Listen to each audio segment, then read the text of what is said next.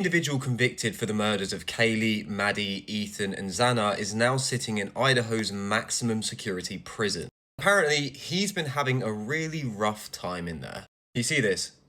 It is the world's smallest violin. Reports say that he's been claiming to harm himself. Oh no, boo-hoo. As well as complaining about the other inmates because of their taunts towards him, and even complaining about the food.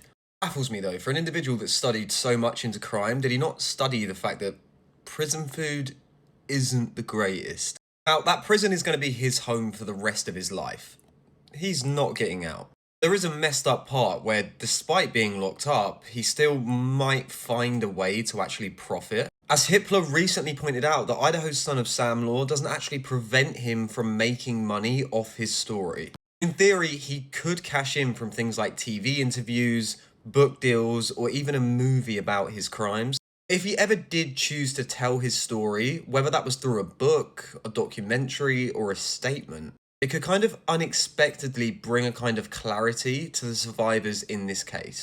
Detailing his motives, methods, and mindset, he would then strip away the speculation that fuels online theories and claims of his innocence. Now, no explanation will ever rationalize such irrational violence, but transparency might at least close the door on one of these debates.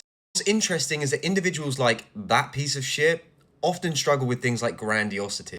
The belief that they're smarter, more capable, or more remarkable than others. And supporters declare, like, he couldn't have done this.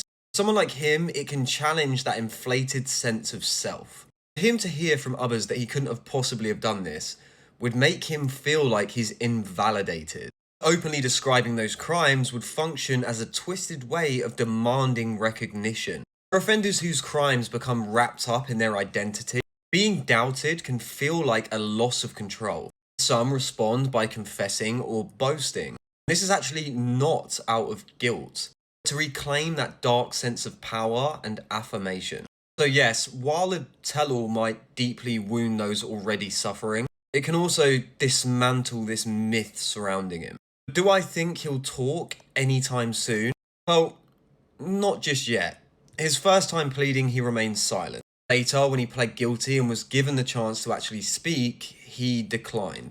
So far, he remains silent. But as time passes and isolation deepens, that silence of his might not last forever.